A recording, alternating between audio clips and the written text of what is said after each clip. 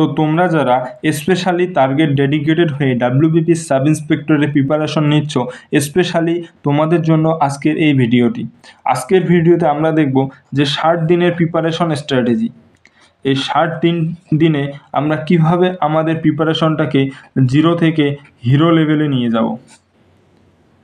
তো এই যে এক্সামটা হবে, এই এক্সামের ভ্যাকেন্সি আমাদের দেখে লাভ নেই যে কত পোস্ট রয়েছে, 400, 500, 600 দেখে কোনো লাভ নেই, কারণ আমাদের শুধু একটা সিট লাগবে। তো আমরা টার্গেট রাখবো একটা সিটকে, ওই টার্গেট নিয়ে আমরা পড়ব। আমাদেরকে ওই 400, 500 সিট দেখে লাভ নেই। যদি 2টো সিট থাকে তবুও আমাকে একটা সিট পেতেই হবে, যদি 400 থাকে তবুও আমাকে একটা সিট পেতেই হবে, কারণ আমি একটার বেশি তো সিট নিতে পারবো না। সো এই টার্গেট হয়ে ডেডিকেটেড হয়ে কম সিট, কম ভ্যাকেন্সি রয়েছে, এগুলো দেখে ঘাবড়ে কোনো লাভ নেই। প্রিপারেশন ভালোভাবে শুরু করতে হবে। তাই তোমরা এই 60 ডেজ স্ট্র্যাটেজিটাকে 100% ডেডিকেটের সাথে ফলো করতে পারো। তো তার জন্য প্রিপারেশনটা শুরু করার জন্য প্রথমত আগে আমাদের সিলেবাসটাকে ভালোভাবে জানার দরকার আছে। তো সিলেবাসটাকে জানার জন্য প্রথমে আমরা দেখব সিলেবাসটা 3টি ভাগে সাবজেক্টে ভাগ রয়েছে। একটা হচ্ছে অ্যারিথমেটিক, যেটার কোশ্চেন্স থাকবে 25টা কোশ্চেন 2 নম্বরে 50 নম্বরের। রিজনিং 25টা কোশ্চেন 2 নম্বর করে 50 নম্বরের। আর জিকে জিএসের সাথে থাকবে কারেন্ট অ্যাফেয়ার্স, সেটা হবে 50টা কোশ্চেন্স আসবে 2 নম্বর করে, টোটাল 100 নম্বরের। এই যে পরীক্ষাটা রয়েছে সাব ইন্সপেক্টর প্রিলিমস এক্সাম, এই প্রিলিমস এক্সাম টোটাল 100টা কোশ্চেন্স থাকবে এবং টোটাল নাম্বার হবে 200 নম্বরের এক্সামটা হবে, এবং এর টাইম টেবিল থাকবে 1 ঘন্টা 30 মিনিট, মানে টোটাল হচ্ছে 90 মিনিটের এক্সামটা হবে। তো এই যে আমাদের সাবজেক্ট জানা হয়ে গেল যে এই সাবজেক্টগুলো থাকবে, এখন আমাদের সেট করতে হবে যে টার্গেট সেট করতে হবে এই 200 নম্বরের মধ্যে আমাকে কত আনতে হবে বা আমি কত নিয়ে আসতে পারবো। সো এখন যদি দেখি টার্গেট স্কোর, যে আমাদের কি টার্গেট স্কোর থাকা দরকার।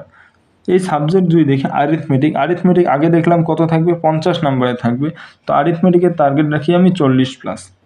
রিজনিং যেটা রয়েছে, রিজনিং আমি 45 তো প্লাস তুলতেই হবে, 40 থেকে 45-এর মধ্যে।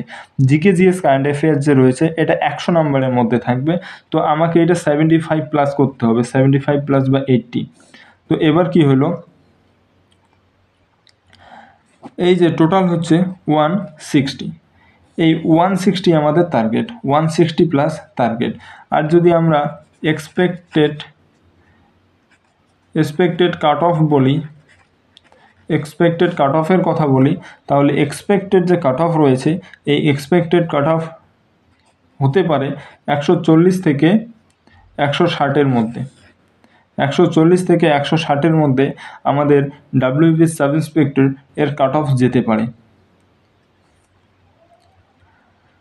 তো জানা হয়ে গেল আমাদের টার্গেট স্কোর কত থাকতে হবে। এবার যেদিন থেকে আমরা এই 60 দিনের স্ট্র্যাটেজিটা শুরু করব টার্গেট নিয়ে, যে 60 দিনে আমরা এই 60 দিন ডেডিকেটেড হয়ে পড়ব, সেই প্রথম দিনে আমাদের করতে হবে কি 2টা মক টেস্ট দিতে হবে। প্রথম দিন এবং দ্বিতীয় দিন, একদিনে 2টো মক টেস্ট দিতে যাবে না, এক করে মক টেস্ট দেবে। তাহলে দেখবে যে মক টেস্টে আমাদের স্কোর কত আসতেছে, কারো 110, কারো 130, কারো 140, কারো এমনকি 100, কারো আসে 100-র নিচেও আসে। তো তোমাদের সবাইকে বলি, তোমরা ডেডিকেটেড হয়ে এই 60 দিনের স্ট্র্যাটেজি ভিডিওটাকে ফলো করো, দেখবে তোমরা অনেক স্কোর বাড়াতে পারবে।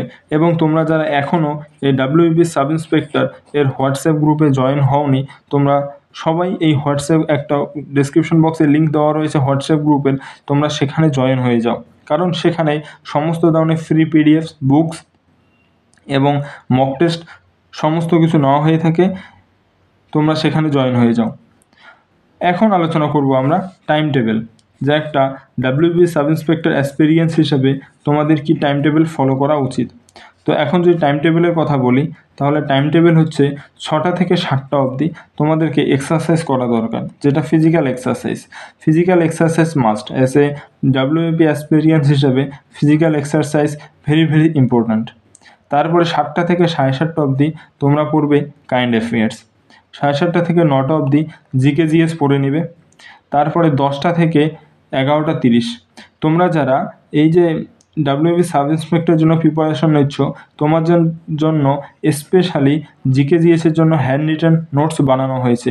তোমরা যারা যারা নিতে ইচ্ছুক তারা সবাই হোয়াটসঅ্যাপ গ্রুপে জয়েন হয়ে যাও, ডেসক্রিপশন বক্সে লিঙ্ক দেওয়া রয়েছে, সেখানে টাইপ করো জিকে জিএস নোটস, তাহলে তোমাদেরকে প্রোভাইড করিয়ে দেওয়া হবে। তারপরে 10টা থেকে 11:30 অবধি তোমরা ইংলিশ পড়তে পারো মেইনসের জন্য অপশনালে, নতবা তোমাদের যদি কোনো ক্লাস জয়েন হয়ে থাকো, যে কোনো ক্লাস করে থাকো, তাহলে তোমরা সেই টাইমে 10টা থেকে 11:30-র মধ্যে করতে পারো। তারপরে 3টা থেকে 4:30 অবধি তোমরা ম্যাথ করো, বা 3টা থেকে 5টা অবধি তোমরা ম্যাথ করবে। তার এই যে টাইমটা রয়েছে, বাকি টাইমটা 5টা থেকে 6টা কোথাও যদি যাওয়ার থাকে, গল্প করার থেকে, সেটা করে নেবে।